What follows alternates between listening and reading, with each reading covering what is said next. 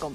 ملفنا الأول من حصة مغربية من المغرب، حيث خطاب الملك محمد السادس بمناسبة الذكرى 47 للمسيرة الخضراء، الذي تناول جميع الجوانب السياسية والاقتصادية التي تهم المملكة، حيث أكد الملك أن توجه البلاد للدفاع عن مغربية الصحراء يرتكز على منظور متكامل يجمع بين العمل السياسي والدبلوماسي والنهوض بالتنمية الاقتصادية والاجتماعية والبشرية للمنطقة.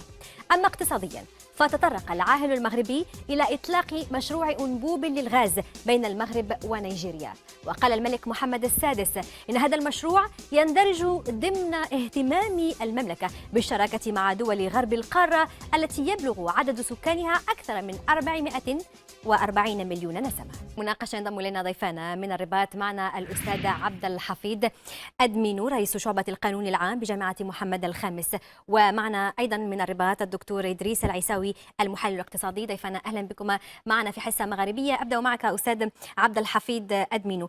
أمس احتفل المغرب بالذكرى 47 للمسيرة الخضراء، تلتها بالمناسبة مسيرات كثيرة في المملكة، مسيرات تنموية اقتصادية واجتماعية. نتطرق اليوم بالتحديد الاقتصادية، وهذا الأنبوب الغاز الذي أعلن عنه الملك يوم أمس المغرب نيجيريا. حدثنا في البداية أستاذ عبد الحافظ على يعني هذه أهمية هذا الأنبوب وأبعاد هذا الأنبوب الاستراتيجية وأيضا الاقتصادية. مرحبا، شكرا لكم ومرحبا بضيفك الكريم كذلك وبالمستمع والمشاهدي الكرام. بدون شك انه اعلان جلاله الملك اليوم يعني الامس في خطابه الملكي على المراحل التي قطعها والاشواط التي قطعها انبوب الغاز هو يعكس بكيفيه واضحه الخيار الإفريقي للمغرب. فالمغرب منذ أن استعاد مقعده بمنظمة الاتحاد الإفريقي وهو يسعى جاهدا إلى جعل هذه العودة ليس فقط ذات بعد سياسي مرتبط أساسا بالعودة إلى هياكل هذه المنظمة، بقدر ما هو يعكس بطبيعة الحال نظرة متكاملة يعني تتكامل فيها الأبعاد الاقتصادية والسياسية والدبلوماسية وغيرها. ولعل هذا المشروع اليوم المغرب مع شركائه بطبيعة الحال بصدد إنجازه هو يعبر عن هذا الخيار الاقتصادي الذي يجعل من جميع الدول ومن معظم الدول خاصة غرب إفريقيا تستفيد من هذا المشروع الضخم، على اعتبار أنه مشروع سيهم أكثر من 15 دولة، سيهم ساكنة أيضا تتجاوز 400 مليون نسمة، وأيضا سيعزز في عالم متحول، في عالم اليوم أصبحت فيه الطاقة أيضا سلاحا وعملة نادرة، سيعزز من الأمن الطاقي لعدد من الدول، ولن تستفيد منه فقط القارة الإفريقية بل أيضا ستعم فائدته حتى أوروبا. وبالتالي فهو مشروع ذو أبعاد متكاملة، لأنه حوالي 6000 كيلومتر الذي وسيعبر أكثر من 15 دولة. بدون شك أن هذه الدول ستستفيد من عائدته الاقتصادية ومن كذلك الوضع الاستراتيجي الذي ستحتله إفريقيا علاقة بجيرانها وخاصة بأوروبا. نعم سيد أدمين، سنفصل أكثر في هذا المشروع الذي سيعبر الدول الساحلية ودول أيضا غير ساحلية سنأتي على ذكرها بعد قليل. انتقل أيضا إلى ضيفنا من الرباط الدكتور إدريس العيساوي. دكتور إدريس، كيف برأيك سيساهم هذا المشروع في تثمين اقتصاد المغرب، أو نقول أن يخلق دينامية اقتصادية جديدة في المملكة؟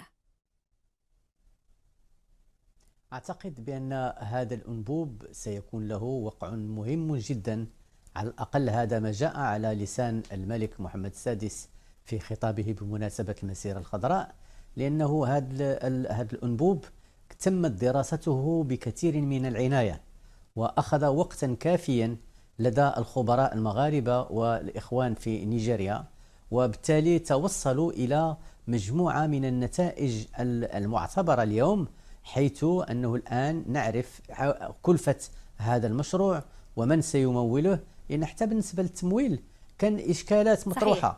من سيموله؟ فأعتقد اليوم هناك ما سيموله بطبيعة الحال الدول التي ستساهم، هي 15 دولة من إفريقيا، ولكن بالأساس هناك حتى الأوبيب أعربوا عن رغبتهم لتمويل هذا المشروع، لأنه سيساعدهم بشكل كبير، لأن هذا الأنبوب سيفتح قلب إفريقيا على البحر الأبيض المتوسط. نعم. وكذلك سيكون له آثار مهمة بالنسبة لتصنيع كل الدول التي سيمر منها، لأن هذه الدول لها خصاص على مستوى كهرباء المدن والقرى التي سيمر منها، وستستفيد منها بطبيعة الحال الاقتصادات التي تحدثنا عنها، وكذلك حتى بالنسبة للمغرب وموريتانيا، لأن موريتانيا كذلك سيكون لها دور مهم جدا في يعني بلورة الجوانب العملية لهذا المشروع.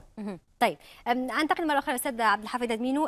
هل اختيار المغرب لبلد كنيجيريا هو اختيار يعني اجبر عليه المغرب نظرا لتوقف خط انبوب الغاز بينه وبين الجاره الجزائر، ام ربما هو اختيار قد يراه البعض موفق لان نيجيريا من اكبر اقتصادات افريقيا، ولديها تعتبر سابع احتياطي في العالم من حيث الغاز الطبيعي؟ أتصور أن الأمر لا يرتبط برد فعل. نحن نعلم أنه التفكير في هذا الأنبوب هو تفكير سابق للأحداث التي أو التطورات التي عرفتها العلاقات المغربية الجزائرية. صحيح، ومنذ 2016. وبالتالي فاستحضار 2016 وهذا هو بالفعل، وبالتالي فهو سابق لمختلف التطورات التي عرفتها العلاقات المغربية الجزائرية، وبالتالي فهذا الاختيار هو أولا يستحضر الإمكانات الطاقية التي تتوفر عليها دولة نيجيريا من جهة، وكذلك هذا البعد المتكامل للتنمية الإفريقية والتنمية الاقتصادية، على اعتبار أن اليوم مرور أو اعتماد هذا الأنبوب ومروره ب 15 دولة بالضرورة أنه سيكون له انعكاس مباشر على مفهوم التنمية المندمجة للقارة الإفريقية، وخاصة للدول التي سيعبر من خلالها هذا الأنبوب من جهة، ومن جهة ثانية هو أيضا يعبر حتى عن سيشكل أو سيجسد هذا المنطق رابح حتى بالنسبة لنيجيريا. نيجيريا أولا ستقوي من دعمها ومن حضورها في علاقة بالدول الإفريقية من جهة، وكذلك له أيضا امتدادات حتى بالنسبة لأوروبا ودول جنوب المتوسط. إذن وبالتالي فهذا المشروع هو أولا مشروع استراتيجي من حيث أولا بعده، وكذلك اليوم يستمد رهينيته كما قلنا من التطورات التي تعرفها سوق الطاقة على المستوى العالمي.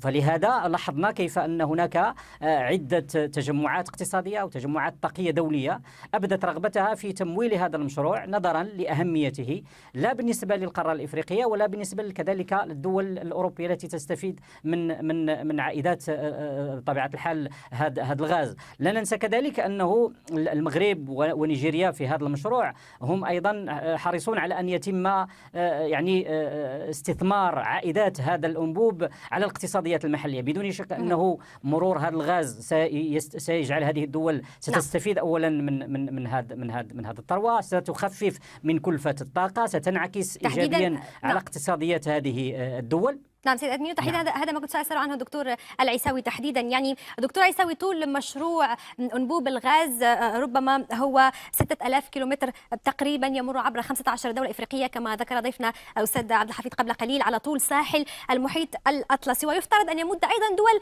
غير ساحلية، وهنا الحديث عن نيجر، بوركينا فاسو ومالي. كيف ستستفيد هذه الدول أيضا من هكذا مشروع باعتبارها أيضا معنية بهذا المشروع اليوم؟ لا، بطبيعة الحال هذه الدول منذ الأول كانت في دائرة الدول التي يتم التشاور معها، وأعتقد بأنه هذا الأنبوب سيمد هذه الدول بشيء من هذا الغاز وسيمكن أن تستفيد منه.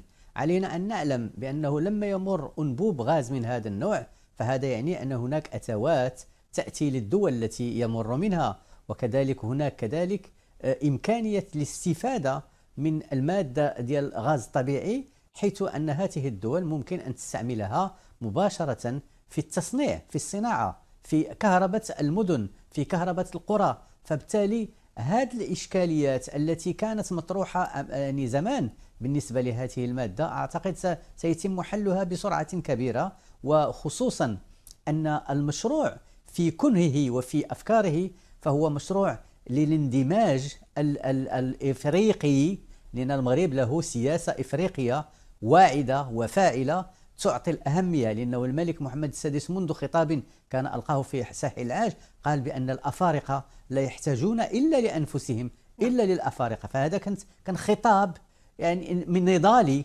وبالتالي أعتقد بأنه العديد من أصحاب الشأن والرأي في إفريقيا استمعوا لذلك، وهم يعني على الأقل فتحوا الباب للتعاون مع المغرب. أنا لا ننسى كذلك بأن نيجيريا كان لها مشروع أنبوب غاز يمر عبر الصحراء وعبر يعني 3 دول، ويأتي من هناك إلى أوروبا. فأعتقد بأن هذا المشروع تم التفكير فيه، لكن في آخر المطاف المسؤولين في نيجيريا اعتبروا بأنه من الأفضل والأفيد أن ندخل في هذا التعاون، وخصوصا أن هناك منظمة إقليمية مهمة جدا تعطي الإمكانية للاندماج المحلي، لاندماج، لأن المشكل ديال إفريقيا هي أننا ما عندناش مجموعات اقتصادية ممكن أن تطور هذه القدرة على الاندماج. لأن المغرب العربي مثلا من المناطق الضعيفة جدا على مستوى هذه النسبة، فبالتالي هذا المشروع سيرفع من مستوى أداء هذه الاقتصادات. صحيح، يعني دكتور العيساوي أنه كان هناك مشروع تحدث عنه كانت نيجيريا تفكر فيه مع دول أخرى، ولكن حتى الساعة بقي حبر على ورق. أنتقل إلى الأستاذ أدمينو. أستاذ أدمينو، إلى أي مدى هذا المشروع الضخم لأنبوب الغاز نيجيريا المغرب يمكن أن يشكل منافسة قوية للمغرب مع دول أخرى في القارة الإفريقية تعتبر من أكبر مصدري يعني الغاز الطبيعي؟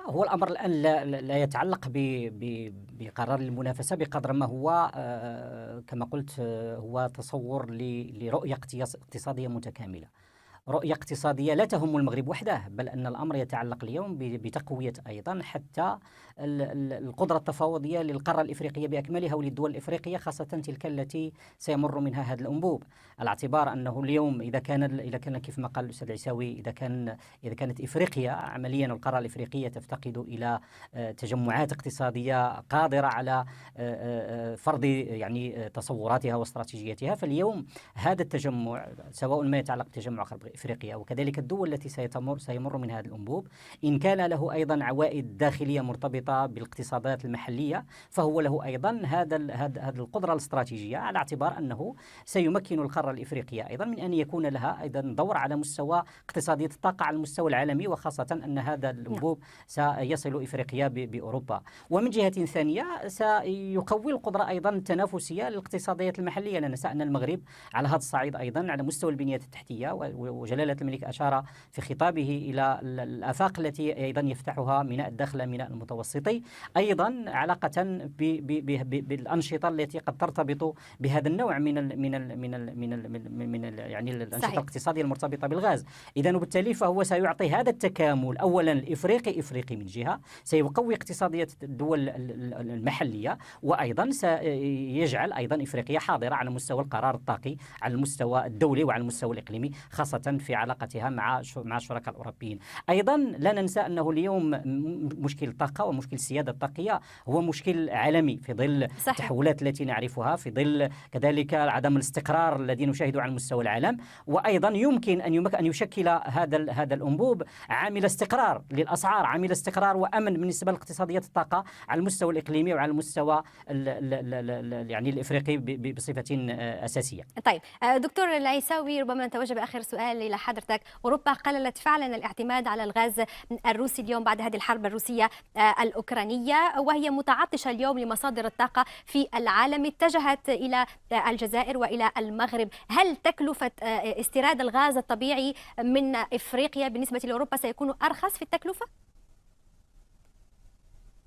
أنا أعتقد بأنه سيكون مهم جدا كعرض جديد على مستوى التكلفة بالنسبة لأوروبا، لأنه الدول الأوروبية الآن تبحث عن مصادر ثابتة وآمنة ومستمرة، وهذا الشأن بالنسبة لهذا الأنبوب.